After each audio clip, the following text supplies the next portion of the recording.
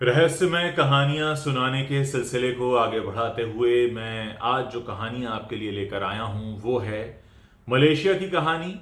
एक गायब हुई उड़ान की कहानी, MH370 की कहानी। MH370 7 और 8 मार्च की मध्यरात्रि यानी 12:42 पर उड़ान भरती है कुआलालंपुर से बीजिंग जाने के लिए और इसमें सवार होते हैं 227 यात्री, साथ में 10 क्रू मेंबर्स और 2 पायलट। इसके सीनियर पायलट कैप्टन जहारी को 27 साल का विमान उड़ाने का अनुभव है। जो इनके जूनियर पायलट हैं वो करीब 7 साल का अनुभव रखते हैं। और इस उड़ान की कहानी इसलिए रहस्य में है कि आज तक इसका कोई सबूत नहीं मिला है कि वो गायब होकर कहां चला गया इतना बड़ा प्लेन जो 339 लोगों को लेकर उड़ान भर रहा था, बोइंग 777। वो विमान ज्यादा पुराना भी नहीं था, 7 साल ही पुराना था। और 7 साल पुराने विमान को ऐसा नहीं समझा जाता है कि उसमें कोई ऐसी दिक्कत आ सकती है। क्या हुआ था कहानी मैं आपको सिलसिलेवार ढंग से बताता हूं। 12:42, 8 मार्च 2014 विमान उड़ान भरता है। 5.5 घंटे की उड़ान है। विमान में 7.25 घंटे का फ्यूल है। होता है अक्सर 2, सवा 2, 2.5, 3 घंटे का फ्यूल रखा जाता है ताकि अगर कभी डाइवर्ट करना पड़े तो कोई दिक्कत ना हो। और जैसा कि आमतौर पर एक स्टैंडर्ड प्रैक्टिस होती है, कोई भी विमान जब किसी देश से उड़ान भरता है दूसरे देश में जाने के लिए तो रास्ते में पड़ने वाले सभी देशों के ATC को इन्फॉर्म करता हुआ जाता है और सारे ATC उससे बात करते रहते हैं ताकि एयर ट्रैफिक को कंट्रोल किया जा सके। और ये बहुत ही स्टैंडर्ड प्रैक्टिस है क्योंकि बिना ऐसा किए आप उड़ान नहीं उड़ा सकते। आपको ATC बताता है कि आपको कितनी ऊंचाई रखनी है या कितनी स्पीड रखनी है। ATC को ये भी जानना होता है कि अंदर सब कुछ ठीक है या कुछ प्रॉब्लम तो नहीं है, कोई तकनीकी गड़बड़ी तो नहीं है, कोई दिक्कत परेशानी तो नहीं है। और ये सब इसीलिए होता है ताकि जितना भी एयर ट्रैफिक है इस दुनिया में वो सुचारू रूप से चलता रहे। लेकिन इस फ्लाइट के साथ कुछ अजीब बातें हुई। 12:42 पर मैंने आपको बताया टेक ऑफ हुआ। उसके 37 मिनट्स के बाद इसने मलेशिया की वायु सीमा को छोड़ा और मलेशिया की वायु सीमा छोड़ते वक्त इस फ्लाइट के जो कैप्टन थे, कैप्टन जवारी, उन्होंने सूचना भी दी। एक जो फॉर्मल मैसेज होता है, उन्होंने कहा ऑल राइट, गुड नाइट। अब वो एंटर हो रहे थे वियतनाम के एयर स्पेस में। वियतनाम के एयर स्पेस में 1:21 के आसपास वो एंटर होते हैं। जाहिर है 1:22 तक उनको ATC कांटेक्ट करता है, लेकिन वो ATC के किसी भी मैसेज का कोई जवाब नहीं देते। 18 मिनट तक कोशिश की जाती है वियतनाम की तरफ से कि वो जवाब दें। जब वो जवाब नहीं देते हैं और ट्रांसपॉन्डर भी ऑफ कर देते हैं, ऐसा कहा गया कि ट्रांसपॉन्डर जो सिस्टम होता है जिससे सारे मैसेजेस जाते हैं उसको उन्होंने खुद ही ऑफ कर दिया, या उसको किसने ऑफ किया कोई नहीं जानता आज तक। जब 1:22 से अगले 18 मिनट तक वहां से कोई जवाब नहीं आया तो वियतनाम में बैठे ATC को चिंता हुई। उन्होंने तुरंत इस बात की सूचना कुआलालंपुर को दी कि आपके यहां से जो उड़ान अभी उड़ी है 12:42 पर, वो हमें रिस्पॉन्ड नहीं कर रही। कायदे में कुआलालंपुर को तुरंत ही राहत दल को इन्फॉर्म करना था और राहत दल को भेजा जाना चाहिए था, लेकिन ऐसा नहीं किया गया। इसका जवाब भी किसी के पास नहीं है क्योंकि जैसे ही ATC से संपर्क नहीं होता है तो बहुत पैनिक होने वाली बात होती है। ATC से संपर्क ना होने का मतलब है कि विमान के साथ कुछ हादसा हो गया। कुआलालंपुर में बैठे लोगों ने अगले 4 घंटे तक इंतजार किया और उन्हें ऐसा लगा कि शायद ये बीजिंग में लैंड हो जाएगा, लेकिन बीजिंग में इस विमान ने अपने तय समय के हिसाब से कोई लैंडिंग नहीं की। और जब चाइना में लैंडिंग नहीं हुई उसके बाद कुआलालंपुर में बैठे लोगों ने इन्फॉर्म किया और जहां से विमान ऐसा माना जा रहा है कि गायब हुआ, यानी 1:21 तक की तो सारी जानकारी थी कि मलेशिया और वियतनाम की वायु सीमा के बीच से गायब हुआ। वहां पर बचाव दल को भेजा जाता है सुबह 6:15 के आसपास। काफी कुछ वो लोग उस इलाके को छानते हैं। जो इलाका है ये कहलाता है गल्फ ऑफ थाईलैंड और साउथ चाइना सी, यानी मलेशिया से टुवर्ड्स नॉर्थ ईस्ट, क्योंकि मलेशिया के नॉर्थ ईस्ट में ही चाइना है। बहुत देर तक जांच पड़ताल करने के बाद कुछ भी पता नहीं चलता है कि इतना बड़ा विमान कहां चला गया। अगर कोई हादसा हुआ है तो दिखना चाहिए। कई अक्सर जो समुद्र में मलबा मिलता है तभी पता लगता है, और वहां से फिर ब्लैक बॉक्स की खोज शुरू होती है, और ब्लैक बॉक्स ये बताता है कि क्या हुआ होगा। खैर, इस केस में ऐसा कुछ नहीं हुआ। 4 दिन तक तलाश होती रही लेकिन कोई सूचना नहीं आई।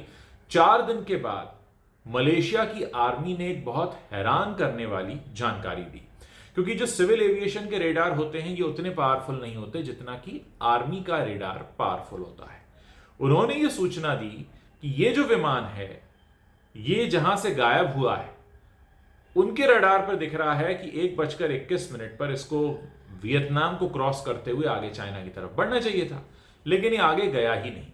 इसने वहीं वियतनाम से एक यू टर्न लिया और ये मलेशिया की तरफ वापस आया और पूरा मलेशिया को क्रॉस करके इंडियन ओशन की तरफ कहीं गया। यानी जो विमान नॉर्थ ईस्ट में जाना था वो अचानक से शार्प यू टर्न लेता है, अपने देश वापस आता है और अपने देश को क्रॉस करके टुवर्ड्स ईस्ट जाता है, माफ कीजिएगा टुवर्ड्स वेस्ट जाता है इंडियन ओशन।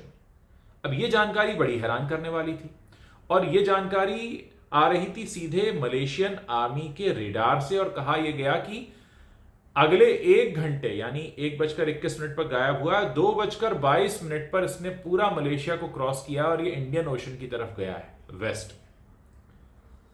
अब यह माना गया कि शायद वहां कोई हादसा हुआ होगा।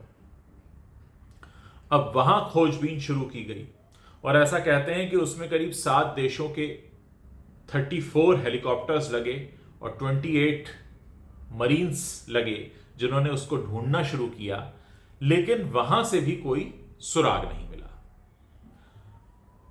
अब तक कई दिन बीत चुके थे। कुछ दिन बीतने के बाद एक और सूचना आई, और यह सूचना आ रही थी एक सैटेलाइट इनमारसेट के माध्यम से। तो असल में क्या होता है कि अगर किसी वजह से एटीसी से संपर्क ना हो पाए किसी विमान का, तो वो सैटेलाइट को इंफॉर्मेशन भेजते हैं और हर 1 घंटे में इंफॉर्मेशन भेजते हैं। अब इनमारसेट से जो जानकारी आ रही थी वो बहुत ज्यादा हैरान करने वाली थी। वो जानकारी ये आ रही थी कि उड़ान भरी है 12:42 पर, 1:21 के बाद कोई जवाब नहीं दिया है, 6:15 पर ढूंढा गया है, सुबह मिला नहीं है। ढूंढा कहां गया है? गल्फ ऑफ थाईलैंड और साउथ चाइना सी में। लेकिन इस सैटेलाइट से खबर यह आ रही थी कि असल में यह विमान ऑस्ट्रेलिया की तरफ बढ़ रहा था। अब आपको अगर थोड़ा सा भी मैप का आइडिया है, चाइना कहां है और ऑस्ट्रेलिया कहां है, बिल्कुल ऑपोजिट है। मलेशिया बीच में है, मलेशिया के नॉर्थ में है चाइना और साउथ में है ऑस्ट्रेलिया। तो ये विमान जो नॉर्थ की तरफ बढ़ रहा था, जो रोजाना जाता था, ये अचानक उल्टा कैसे लौटता है?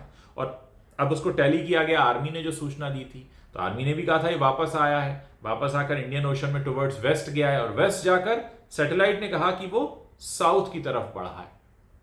अब ये चिंता इसलिए भी बड़ी थी क्योंकि सैटेलाइट ने एक और सूचना दी थी कि उस सैटेलाइट को इस विमान ने 8:22 तक अपने मैसेजेस भेजे, सिग्नल्स भेजे। ये बात इसलिए हैरान करने वाली थी और चिंता बढ़ाने वाली थी कि उस विमान में, जैसा मैंने आपको बताया, 7.25 घंटे का फ्यूल था। 12:42 से अगले 7-7.25 घंटे यानी 8:15 बजे तक मैक्सिमम ये विमान उड़ सकता था, इतना इसमें फ्यूल था। और वही करीब 8:20-21 का टाइम बताते हैं कि इनमारसेट नाम का जो सैटेलाइट है उसको सिग्नल्स भेजे गए। अब जहां पर उस सैटेलाइट ने बताया वो जो एरिया है, वहां पर खोजबीन शुरू की गई।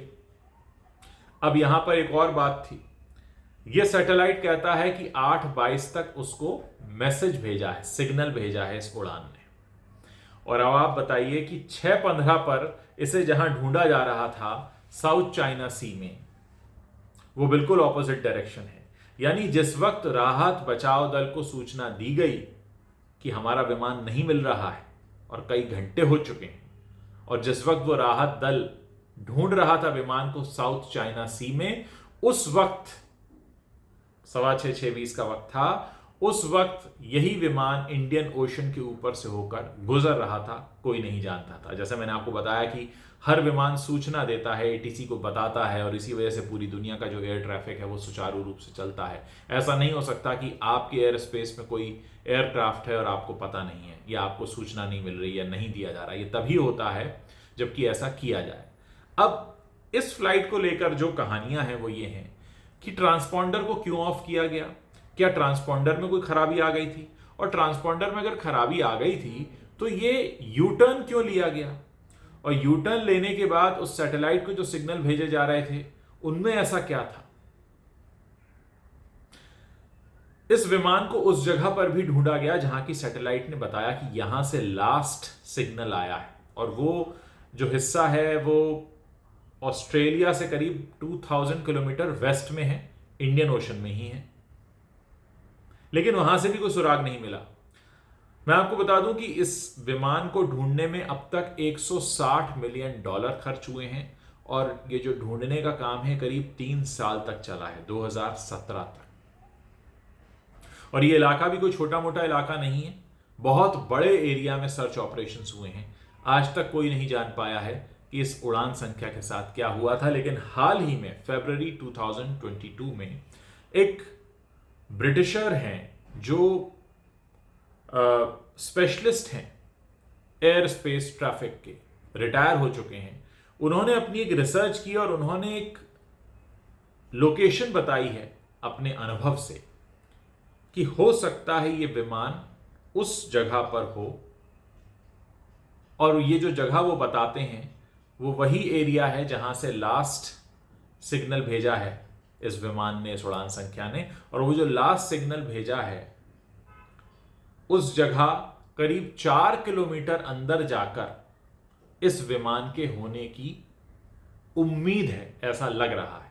क्योंकि कुछ साल पहले एक फ्लैपरॉन मिला था। फ्लैपरॉन असल में जो अगर मैं लेमन लैंग्वेज में आपको बताऊं तो किसी भी एयरक्राफ्ट में जो विंग्स होते हैं उसका एक पर्टिकुलर पार्ट होता है जो लैंडिंग के वक्त ओपन होता है।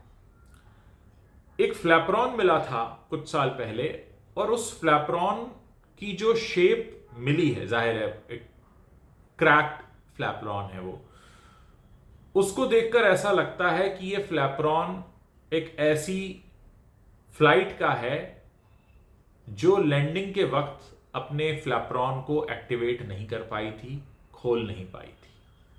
और अगर ऐसा हुआ है तो विशेषज्ञ बताते हैं कि फिर ये जो फ्लाइट है, ये जो उड़ान संख्या है, ये बिल्कुल अपने नोज के बल यानी सीधा ये नीचे की तरफ गई है, यानी जाहिर है बचने की फिर कोई संभावना नहीं है। लेकिन जो कई सारे सवाल आज भी खड़े हुए हैं वो ये हैं कि 1:21 तक सब कुछ ठीक था। मलेशिया के एयर ट्रैफिक कंट्रोलर को वो मैसेज भेजते हैं ऑल राइट गुड नाइट, उसके बाद वो सीधा शार्प यू टर्न क्यों लेते हैं। शार्प यू टर्न लेकर ये विमान अगले कई घंटों तक उड़ता रहता है।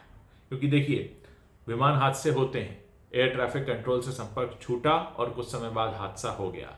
लेकिन यहां पर क्या हो रहा है, एयर ट्रैफिक कंट्रोल से संपर्क नहीं हो रहा है, ट्रांसपॉन्डर ऑफ हो रहा है, विमान उल्टी डायरेक्शन में जा रहा है। जाना नॉर्थ में था, जाने लगा वो साउथ की तरफ, साउथ वेस्ट की तरफ, जाना था नॉर्थ ईस्ट की तरफ। और उसके बाद वो फ्लैपरॉन का मिलना, इस विमान का ऑस्ट्रेलिया की तरफ जाना, ये तमाम बातें। और कहा यह भी जाता है, बताने वाले भी बताते हैं कि इस फ्लाइट में जो पहिए लगे हुए थे वो ऐसे थे कि इन्हें कहीं पे भी लैंड कराया जा सकता है। यानी अगर कहीं पर प्रॉपर रनवे नहीं भी है तो वहां पर भी, या छोटा रनवे है या कोई पथरीली जमीन है थोड़ी, वहां भी लैंड कराया जा सकता है। ऐसे इसमें पहिए लगे हुए थे, कहा जाता है इसके बारे में। लेकिन कोई नहीं जानता कि उस फ्लाइट का क्या हुआ, क्योंकि आज तक विमान का मलबा मिला नहीं है। ये जो मैं आपको ब्रिटिशर बता रहा हूं, मिस्टर रिचर्ड हैं, ये दावा करते हैं इस बात का अपने अनुभव के आधार पर कि अगर 4 किलोमीटर अंदर जाकर, वो एक जो पॉइंट उन्होंने बताया है ऑस्ट्रेलिया से 2000 किलोमीटर दूर, जहां से इनमार्ससेट सैटेलाइट ने भी कहा था कि हाँ वहां से सिग्नल भेजे गए थे, वहां अगर 4 किलोमीटर नीचे जाकर देखा जाए तो विमान का मलबा मिल सकता है।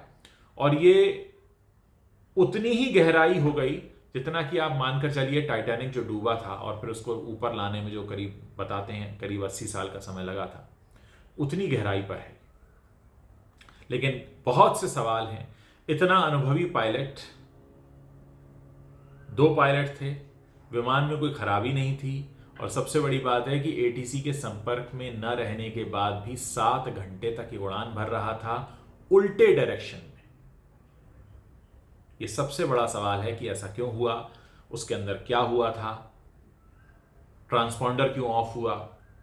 और आप सोचिए कि जिस वक्त सुबह 6:15 बजे ये सूचना आती है, कुआलालंपुर की टीमें जाकर ढूंढना शुरू करती हैं, उस वक्त भी ये विमान उड़ रहा था, सब कुछ ठीक था, लेकिन बिल्कुल ऑपोजिट डायरेक्शन में था। तो जाहिर है जहां पे आपका लास्ट सिग्नल है आपको वहीं ढूंढा जाएगा, उसके बाद आपका सिग्नल ही नहीं है और आप दूसरी तरफ हैं, तो कोई कैसे ढूंढ सकता था। और जब तक पता चला तब तक कई दिन बीत चुके थे और जाहिर है इतना तो फ्यूल नहीं था। तो तमाम सवाल हैं MH370 को लेकर कि आखिर वो फ्लाइट अचानक यूटर्न उसने क्यों लिया, क्यों वो उल्टे डायरेक्शन में गई, क्यों ट्रांसपॉन्डर ऑफ हुआ, और क्यों आज तक उसका कुछ भी पता नहीं चला है। और आज भी बहुत से लोग उसके सबूत मांगते हैं, लेकिन कहीं से कहीं तक कोई सुराग नहीं मिला है। सिर्फ लोग दावे पेश कर रहे हैं और उन दावों में कितना सच और कितना झूठ है इसको पता करने में भी कई साल और बीत जाएंगे।